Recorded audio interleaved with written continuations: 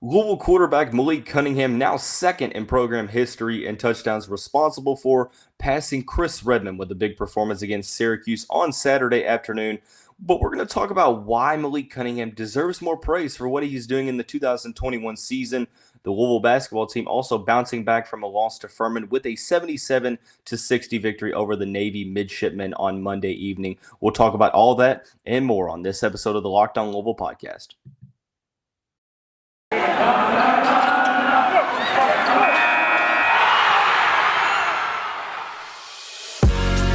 You are Locked On Louisville, your daily podcast on the Louisville Cardinals. Part of the Locked On Podcast Network, your team every day. What is going on, everyone? Welcome back into another episode of the Locked On Louisville podcast. I'm your host, Dalton Pence. As always, I want to say thank you for making us your first listen of the day. And just a reminder, the Locked On Louisville podcast is free on all streaming services, 5 days a week, your team every day. So on Saturday afternoon, Louisville quarterback Malik Cunningham, 5 touchdowns on the day, passing Chris Redman for second in program history in touchdowns, responsible for trailing only Lamar Jackson. We're going to talk about, although he's setting these records, why he deserves more praise for what he's doing this season and what he has done in his career as a whole. Transition over into the basketball realm of things and analyze Louisville's 77-60 victory over Navy on Monday evening. And we'll answer the question, who should start at the wing position for the Louisville Cardinals moving forward? Before we get into the content of today's show, like I said, for those who are not aware of who I am, my name is Dalton Pence. I'm a credential media member for Cardinal Sports Zone, where I serve as a football beat writer and a recruiting analyst. I've also done PA announcing work for the university in various sports. You can follow my Twitter page at the handle in the graphic below, and you can follow the podcast Twitter page at LO_Louisville. So let's get right on into the show. Malik Cunningham on Saturday, like we mentioned, passed Chris Redman, who I believe he had 87 touchdowns responsible for. However, Malik is now number 2 on the program leaderboard, only trailing former Cardinal great Lamar Jackson, who got his number retired on Saturday, ironically. It probably won't catch him this year, but if Malik came back for his final year in 2022, definitely that record is within reach for Cunningham. And Cunningham has, had a fantastic season. If you remember listening to this podcast earlier on in the season, after the Mississippi game, after the Eastern Kentucky game, I said, for this offense to improve, it starts with Malik Cunningham. He's got to be better. He's got to be better as a quarterback. He's got to be better, making decisions. And albeit he has done that, and he's honestly exceeded my expectations and taken his game to a complete new level. I know, the statistics might not necessarily show it, but I think that he is playing the best football of his life. On this season, statistically, I caution you to truly make a judgment based upon just statistics, although they are pretty solid. 2,286 yards in the air, 13 touchdowns to 5 interceptions, just under 300 yards in terms of topping his season high. But on the ground, career high 709 yards already, 16 rushing touchdowns, which is double the amount that he has had in any of the past 3 years here at Louisville. A couple national statistical rankings, he is 4th in rushing touchdowns. He leads all quarterbacks, 4th in quarterback rushing yards, trailing only Garrett Schrader for 3rd with, I think it's like 4 yards that separates the two. 21st in passing yards per completion and 16th in total offense with 302.7 yards per game, respectively. So overall, I think that there are fans that give Malik Cunningham his due props. There's a good amount of the fan base that recognizes his impact for this team. And, let's face it. We saw against Clemson that if this team doesn't have Malik Cunningham, I'm not sure that this team wins 3 games. They're definitely not sniffing bowl eligibility. That just shows you how much of an impact that he has on this offense, whether it be passing wise, which he's growing as a signal caller and improving each and every week. but he's also, becoming very, very smart as a runner as well, knowing when to take hits, when to slide, when to throw the ball out of bounds. So the discipline as a pocket passer is definitely improving. And, I'm not naive enough to know that in a post-Lamar Jackson world, the expectations are sky high. I mean, at the end of the day, we were witnessing the best player in program history for 3 years, and then whoever was going to be the permanent replacement after him, he was going to kind of get the short end of the stick and kind of get an unfair, an unfair set of expectations. But all things considered, I think Malik Cunningham has done very, very good in terms of handling those expectations. He came into this year poised for a breakout season and taking his game to the next level, possibly being in the Heisman race. That's not necessarily the case this year in terms of that award, but I would argue that he is more important to Louisville than any other quarterback in the ACC. If you take Malik Cunningham off of Louisville, this is a drastically different team. But shout out to Scott Satterfield for designing the offense around him and playing to his strengths. What he's not only been able to do as a passer, but as a runner as well. And we talk about, his importance as a player who can get out and move and him being such a solid dual threat. But I don't think people are grasping just how solid he has been on the ground and how significant that is to where, yes, Dino Baber said it in his weekly press conference before the Louisville matchup. Malik Cunningham is one of the most dynamic players in the country, and being a dual threat quarterback, and they have to game plan for him. But I don't think Louisville fans are grasping the fact that every single team that Louisville plays has one key objective on the defensive end, and that is limiting Malik Cunningham. And outside of Mississippi and maybe NC State, although, a lot of the mistakes against the Wolfpack were kind of self-inflicted, penalties, over and underthrowing open receivers, so on and so forth. Outside of Mississippi, there hasn't been a team that's really checked Malik Cunningham. They haven't really been able to shut him down, and that is such a valuable aspect of the game for Louisville, and that has ensured that this offense has continued to keep going. And I'm not saying that no one else on the offense deserves some credit, because the offensive line has played spectacular. The guys on the outside in the skill positions have been great. You talk about Jae'Lyn Mitchell, Trevion Cooley, Hassan Hall in some aspects. This has been a very solid offense all around. But what Malik Cunningham is doing, I think that we're overlooking a lot of it because he might not be a traditional pocket passer, so he might make some more mistakes in terms of hitting open receivers here and there, not making the right reads. But you show me any quarterback or any player in college football history, I don't care how great they are, you can always pinpoint a couple mistakes. So I feel like a lot of people nitpick with Malik Cunningham's failures, so to speak, or maybe failures is kind of a misleading term. Mishaps, mistakes, so to speak. So I think we have to get out of this mindset that Malik Cunningham is an average quarterback when it comes to passing the ball, because he's not. He might not necessarily be, a Joe Burrow, a guy who's going to sling the ball over the field for 500 yards. But you can't discredit the aspect of him being able to get what he wants on the ground and just make an impact on both aspects of the game. So, I am getting to the point now where, in my opinion, I don't see how you can't consider him a top 10 quarterback in program history. I know recency bias can be a thing, but the statistics back it up. He's been very successful, and his career is not even over yet. We're talking about a guy who could realistically come back next year. I ultimately think that he does. And who knows what other records he breaks, but what he's doing for this Louisville team and really putting this offense on his back in a lot of ways. And like I mentioned, we saw what happened when Malik Cunningham was not on the field for Louisville. It is a totally different team. He raises the ceiling significantly. So let's transition over into the basketball side of things. Like I mentioned, Louisville getting back in the win column with the 77-60 victory over Navy on Monday evening. We'll talk all about that game, initial takeaways and reactions. But first, I want to talk to you about our friends at NetSuite. So this is it. Imagine this, the putt to win the tournament. If you sink it, the championship is yours. But on your backswing, your hat falls over your eyes. Is this how you're running your business? Poor visibility because you're still relying on spreadsheets and outdated financial software? To see the full picture, you need to upgrade to NetSuite by Oracle. NetSuite is the #1 cloud financial system for power and growth with visibility and control of your financials, inventory, HR, planning, budgeting, etc. NetSuite is everything you need to grow all in one place. With NetSuite, you can automate your processes and close your books in no time while staying ahead of your competition. 93% of surveyed businesses increase their visibility and control after upgrading.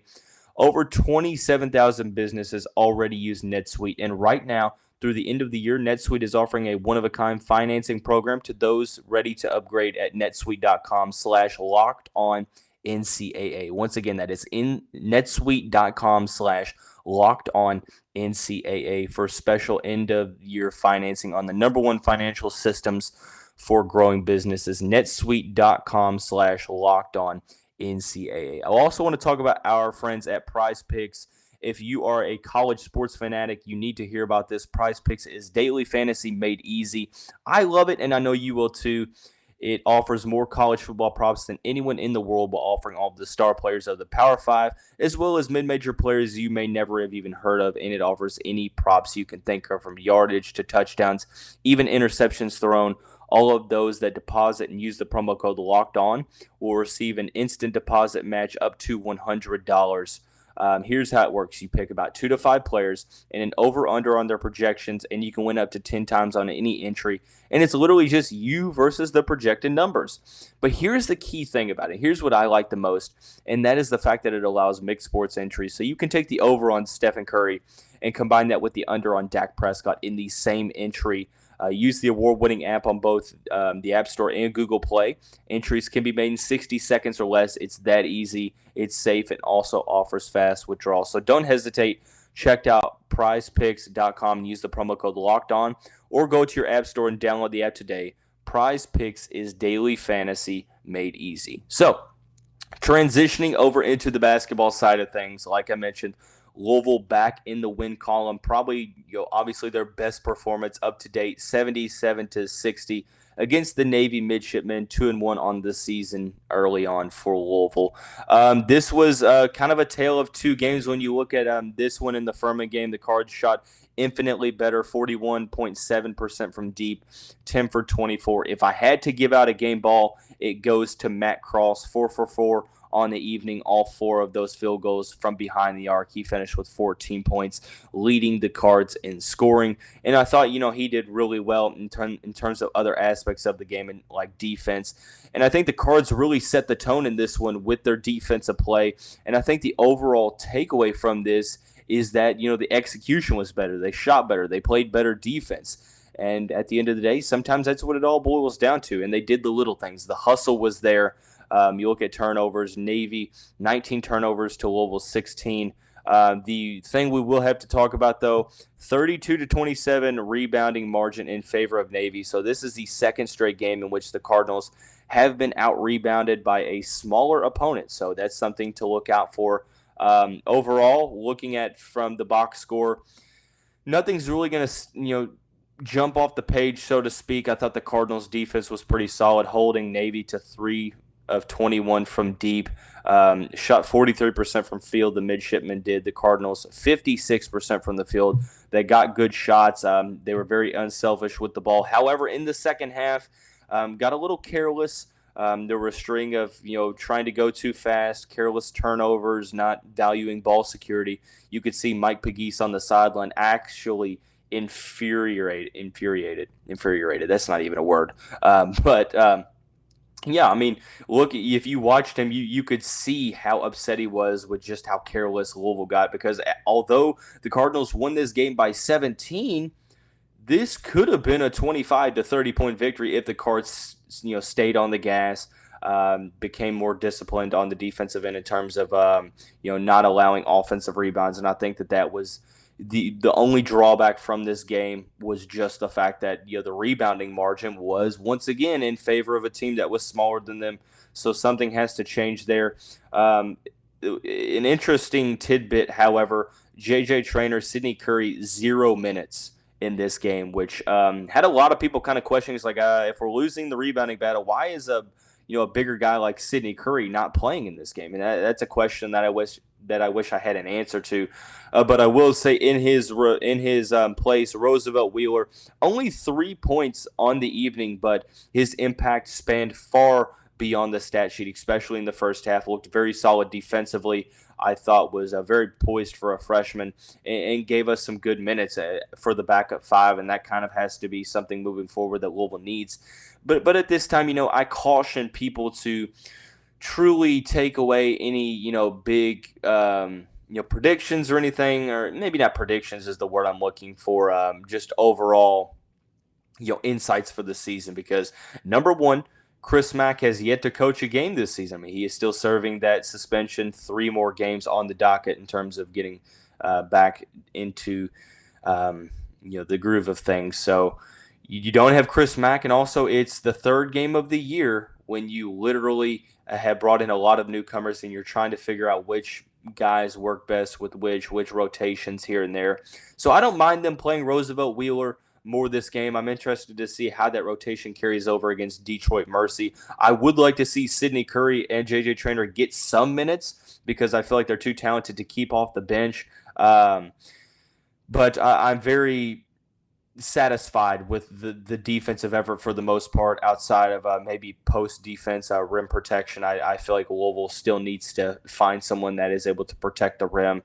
Jae'Lyn Withers played pretty solid. I thought he was efficient. I liked what Sam Williamson did. We mentioned Matt Cross. Dre Davis was a player that I feel like he's still trying to find his overall offensive role. Noah Locke, Jared West played pretty decent as well. So overall across the board, I thought that and then L. Ellis, although not scoring, I thought facilitating-wise he was pretty solid. And Mason Faulkner had 8 points off the bench as well. So this is going to be a very deep team. I'm just more so relieved that they were able to get the shooting going. I knew that they would. I just wasn't sure when that was going to come about. The effort was there. That has to be something encouraging. The fact that, there was a play in the first half in which I forget who saved. I think Jared West saved it. And then I think it was Malik Williams that dived after the ball and saved that and then threw it open for an open dunk. So at the end of the day, it's the hustle plays that matter.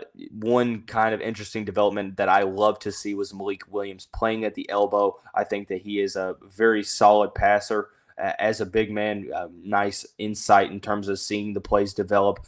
He had some early assists on, backdoor cuts, on kickouts, and I look forward to seeing him, play more of that role, kind of being a facilitator, because he's not going to be a number one scorer for you, but having him in that spot to be able to kind of, break down a zone or just overall, allow players to feed off ball. You have guys like Matt Cross that have been shooting well. And finally, the Cards, 41% from deep, being able to get their footing under them in terms of shooting. So hopefully that can carry over consistently. But the big question right now that I think that a lot of people are wanting answered is who starts at the 3 or the wing, so to speak, for the Cards. Going forward. I know it's 3 games. You don't want to truly overreact. Sometimes it takes a while for guys to get going early in the season. And I'm not saying, that, Dre Davis is not doing, what he's supposed to, but it does pose the question with 2 other guys in the rotation. Who should be starting for the Cards? We'll answer that question coming up after we talk about our friends at BetOnline. We're back and better than ever. A new web interface for the start of the basketball season, along with more props, odds, and lines than ever before. BetOnline remains your number one spot for all of the football and basketball action this season. Head to the new updated desktop or mobile website to sign up today and receive your 50% welcome bonus on your first deposit by using the promo code Locked On. From basketball, football, NHL, boxing, UFC, right to your favorite Vegas casino games. Don't wait to take advantage of all the amazing offers available for the 2021 season. BetOnline is the fastest and easiest way to bet on all of your favorite sports, and BetOnline is where the game starts. So right now, the first 3 games of the season, I think it's the first 3. I think that Dre started. Did Dre start against? I'm gonna do a quick fact check on that real quick. I apologize. I'm starting to double guess myself, so to speak. But Dre Davis has started the majority of the games for the Cardinals, 2 out of 3 so far. Looking at the box score against Southern, Dre Davis has started all 3 games. So for some reason, I thought Sam Williamson may have started that first one, but overall, Dre Davis starting as the 3 for the Cards, had a very solid offseason. According to Chris Mack and some of his teammates and other coaches. But it bodes the question with Sam Williamson having played well in 2 of the first 3 games and Matt Cross kind of being a spark plug off the bench. Who should start for the Cards moving forward at the 3? And I think any answer other than Matt Cross, I think it's incorrect. Matt Cross has been the best Cardinal so far for this team. Like I mentioned, he gets my game ball from tonight, 4-4 from deep, 14 points overall. And when he committed to Louisville, I think everyone thought that he's going to do what Quinn Slazinski was supposed to be brought in to do. That shoot the ball at a very high level, be a Ryan McMahon type guy.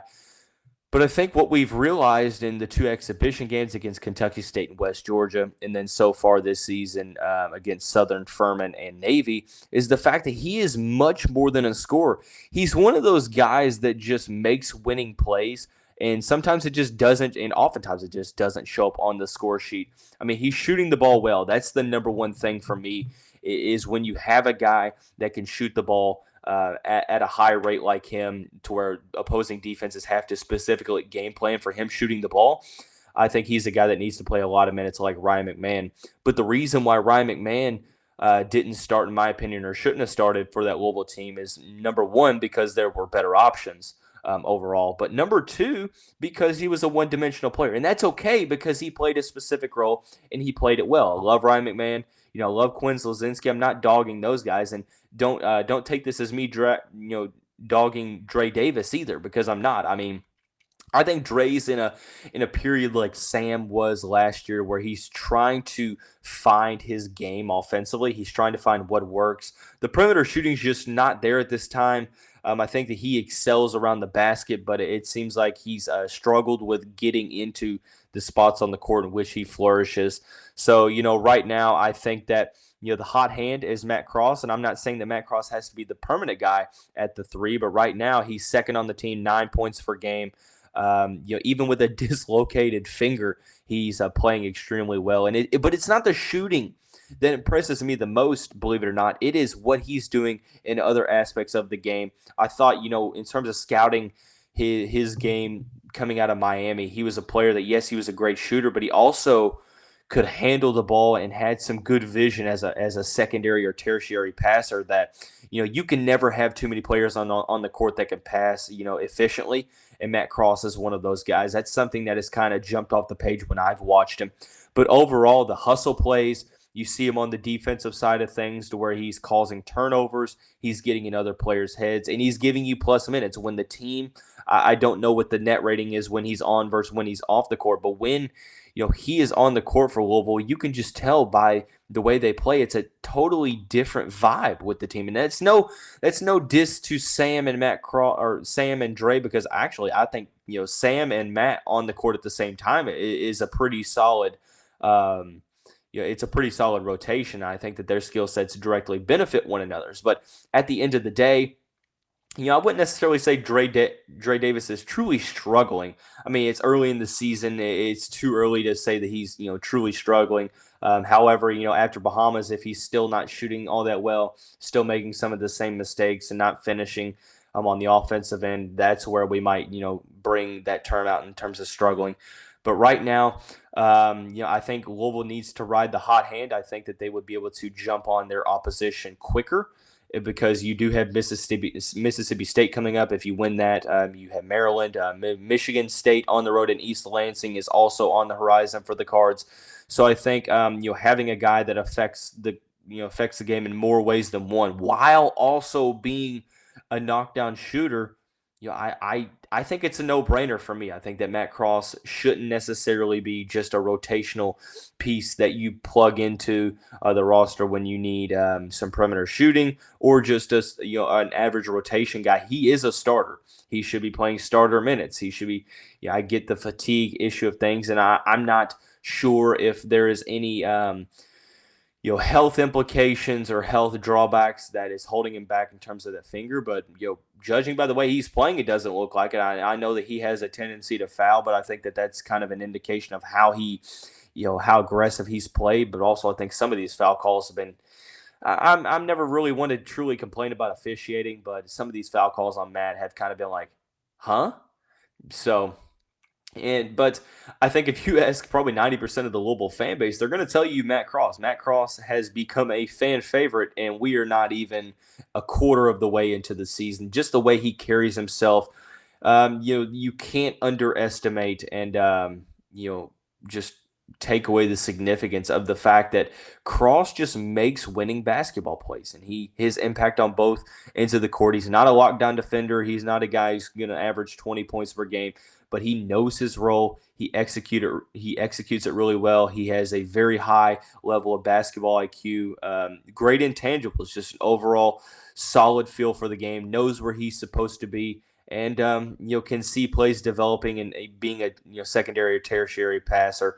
I think it's a no-brainer. I think Matt Cross needs to start moving forward until something changes, or Dre Davis is the guy that has the hot hand, or even Sam Williamson. That's the good thing about having this depth, is that we can have this conversation, and it's not the other way around to where it's like, okay, who can start? Now it's just a matter of, okay, which of the three is going to start. So we talked about the the reasons why Malik Cunningham needs to be getting more praise. We transitioned over into basketball, analyzing the better execution, better shooting performance against Navy for the Louisville basketball team in a 77-60 win, and also explained why Matt Cross should be starting for the Louisville basketball team moving forward. Tomorrow, Cardinal Sports Zone co-founder Jeremy Wallman joins the set once again for a special Wallman Wednesday episode. Like I mentioned, Duke is on Thursday evening, so just make a mental note that the full preview, it's going to be a little condensed just because of the lack of opportunity to talk about it. That'll be exclusively on Thursday. We'll talk a little bit about Duke tomorrow as well with Jeremy. A couple quick shout-outs before we get out of here. First to the Cardinal Sports Zone podcast. That most recent episode dropped Sunday evening. Great talk about both basketball teams at Louisville, a great weekend recap, the win over Syracuse, the preview against Duke. You can find that at cardinalsportszone.com. Also, there is the Locked On Bets podcast hosted by your boy Q with expert analysis from Lee Sterling. You can get that on the Odyssey app or wherever you like to get your podcast. And as always, I want to say thank you once again for making Locked On Louisville your first listen of the day. Shout out to everyone for listening, liking, sharing, rating, subscribing to the podcast. It definitely means a ton. Be sure to subscribe to the YouTube channel now. Leave any comments of any types of content that you want covered, or any any ideas or guest suggestions. I'm definitely open to any suggestions. You can follow or DM the Twitter handle in the graphic below. But that's going to wrap up this Tuesday edition of the show. Everyone have a great day, and we'll see you.